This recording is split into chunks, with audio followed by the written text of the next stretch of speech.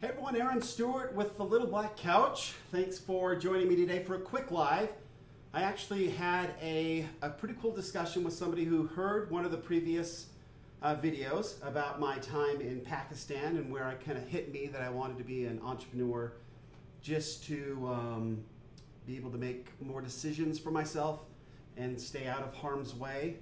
Perhaps, not let an employer tell me to go to the ends of the earth and put my life at risk to sell their stuff, right? So anyway, it was during this, I guess I left out a portion of the story. I talked about when we landed in Lahore and the craziness of getting my luggage and all of that and the just the throngs of people and everybody that we're trying to get through. And this little guy who approached me, he had a tag on, and he was a little guy. He was much smaller than I was, very slight, and I talked about him, he had his right hand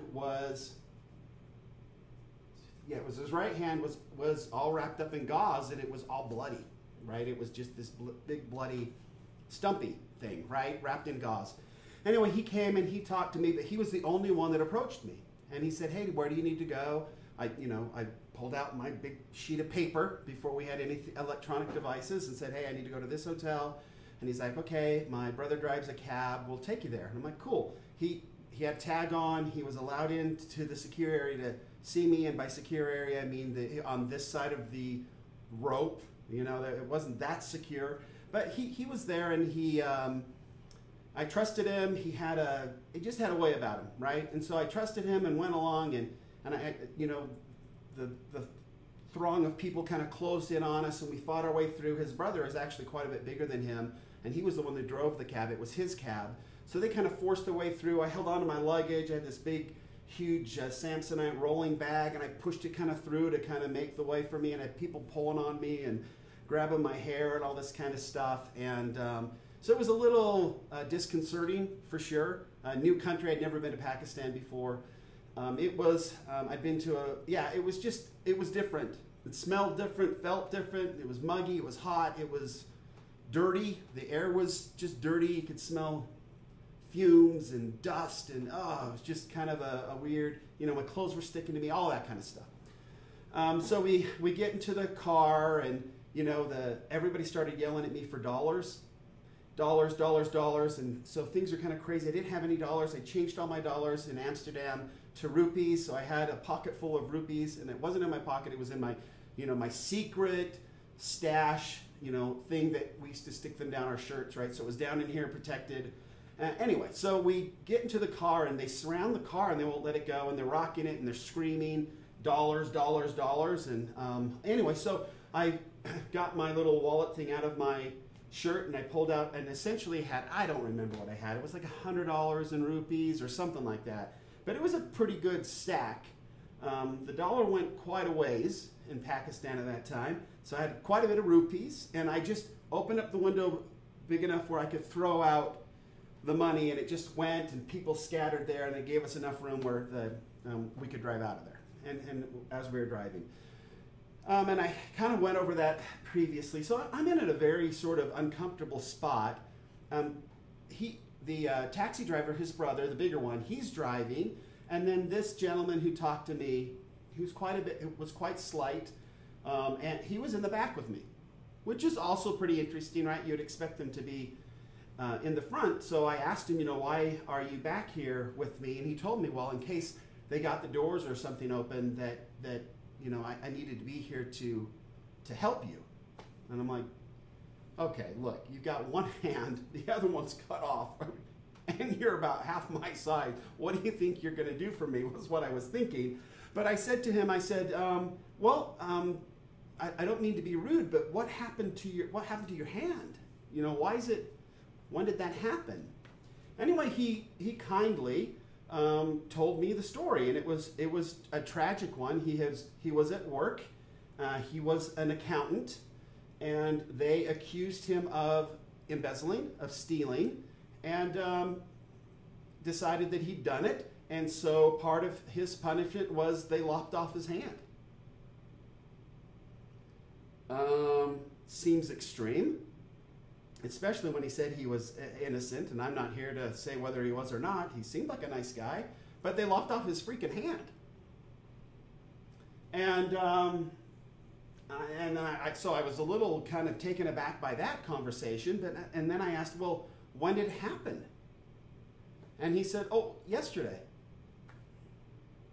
And I don't know how that works. I don't know if they cauterize it. I don't know what they do when they lop off your hand. I mean, they lop it off and then help you so you don't bleed to death. None of it made any sense to me. But there he was, and that was his story. And I sat there looking at him just like, I'm sure I was aghast, right? I couldn't come up with anything to talk to him about, to really explain, to really kind of get an idea of what he's doing. And yet I felt just this, this kinship for this guy that I can't explain, other than we're just two people trying to make it, in the world. I wasn't married at the time, I was single.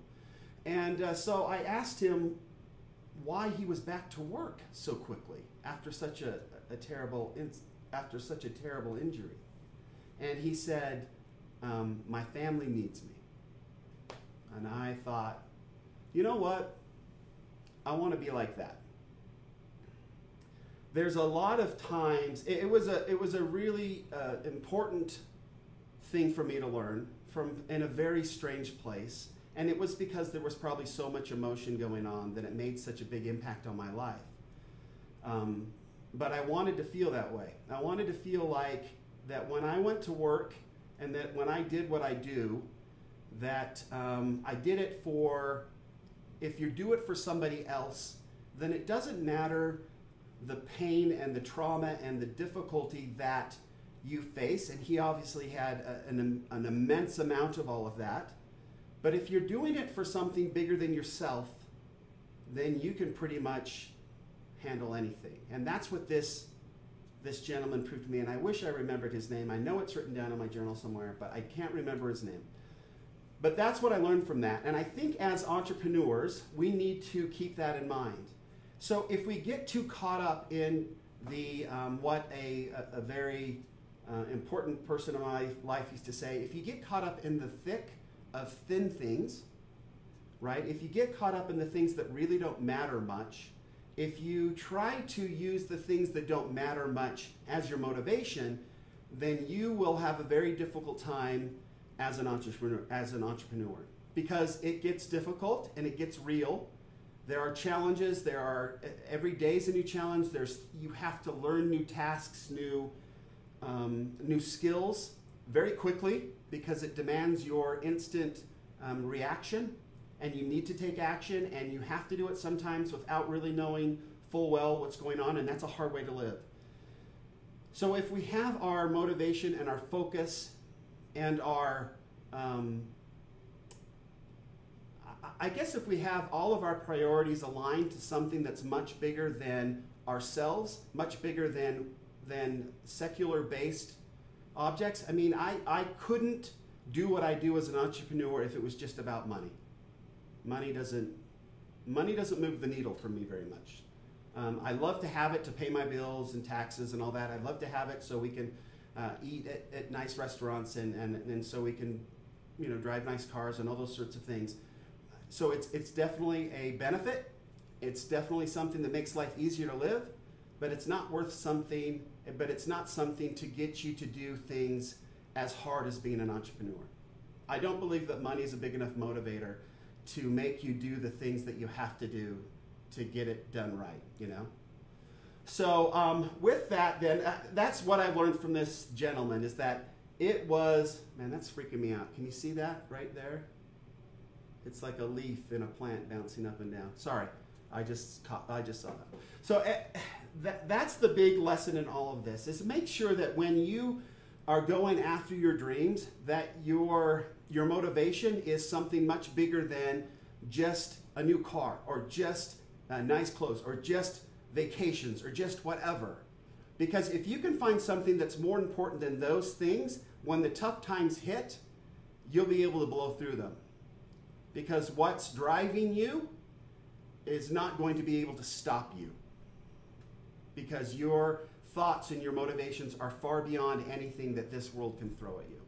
if that makes sense. That's helped me a lot over my life, and as we started talking again about this guy and his hand, and somebody wanted to know what in the world, I mentioned him earlier in that video, but then didn't talk about this guy or how it happened or whatever, and it was just funny to me that somebody was still curious about it. So there you go. That's the rest of the story. They did get me safely where I needed to be. They did exactly what they said they would do, and they followed through.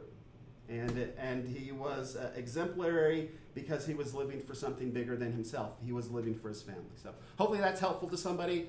And being an entrepreneur is truly a challenge. It's difficult. It's rewarding to be able to create solutions for problems that nobody else has thought of, to be able to make life better for others, to be able to use your unique talents and gifts to create something that changes somebody else's life or gives somebody a job at home, or is such an amazing thing. It really is what drives this economy. And although that we don't necessarily get the respect we deserve, and we don't, and you never will, you've got the folks back in Washington and locally and state governments and all that think that they're running the show.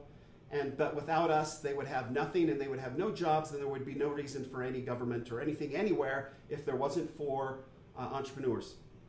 We're the ones that make this thing go, and whether they understand it or not, and whether they're smart enough to understand it or not, really doesn't matter to us, and it can't, because it still has to get done, and only we can do it the way it needs to be done, because only we think in a manner that can see past the silliness of the here and now and really work on what's important for the later, right? For what's coming down the road. So thanks again for joining me today. We will end with our little, I did not do the outro again, I'm not very good, but we'll end with it now, and I will see you next time. Thanks.